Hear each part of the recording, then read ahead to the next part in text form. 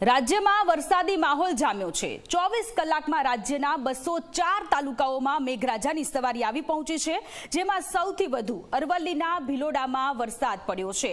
અરવલ્લીના ભિલોડામાં 6.5 ઇંચ વરસાદ પડ્યો છે। તાપીના વ્યારામાં 6.5 ઇંચ, ડોલવણમાં 5.5 ઇંચ વરસાદ વરસ્યો। સુરતના પલસાણામાં 5, વલસાડના કપરાડામાં 5 ઇંચ વરસાદ પડ્યો છે, તો સુરત સોનગઢમાં 4.5 ઇંચથી વધુ વરસાદ વરસ્યો છે।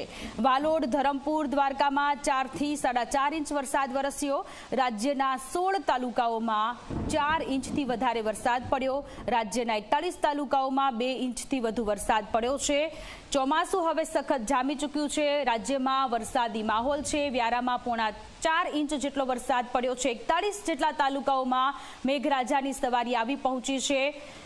રાજ્યના 41 જેટલા તાલુકાઓમાં 2 ઇંચથી વધુ વરસાદ પડ્યો છે અને આજે પણ વરસાદી માહોલ યથાવત જોવા મળી રહ્યો છે। વાલોડ, ધરમપુર અને દેવભૂમિ દ્વારકામાં 4 થી 4.5 ઇંચ જેટલો વરસાદ પડ્યો છે। ઘણી બધી જગ્યાએ પાણી ભરાવાની સમસ્યાઓ પણ સામે આવી રહી છે। લોકોના ઘરોમાં પાણી ઘૂસી ગયા છે, નદી નાળાઓ છલકાઈ રહ્યા છે અને ઘણા બધા એવા ગામડાઓ છે, નીચાણવાળા વિસ્તારોના ગામડાઓ કે જ્યાં એલર્ટ આપવામાં આવ્યું છે। લોકોને સહી સલામત સ્થળે સ્થળાંતર કરવા માટેની કાર્યવાહી પણ તંત્ર દ્વારા કરવામાં આવી રહી છે।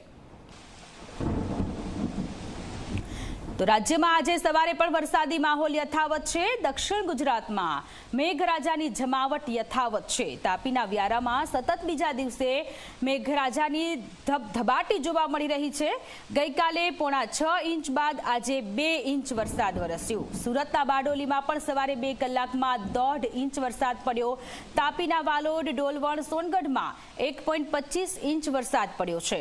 બનાસકાંઠાના દાંતામાં 1 ઇંચ વરસાદ વરસ્યો। સુરતના પલસાણા, ડાંગ, નવસારીમાં પણ વરસાદી માહોલ જામ્યો છે। દક્ષિણ ગુજરાતમાં મેઘરાજાનો આ બીજો રાઉન્ડ શરૂ થયો છે અને વહેલી સવારથી સુરત, નવસારી, તાપી, ડાંગમાં અત્યારે વરસાદ પડી રહ્યો છે, તો બીજી બાજુ બનાસકાંઠાના દાંતામાં પણ મેઘરાજાની સવારી।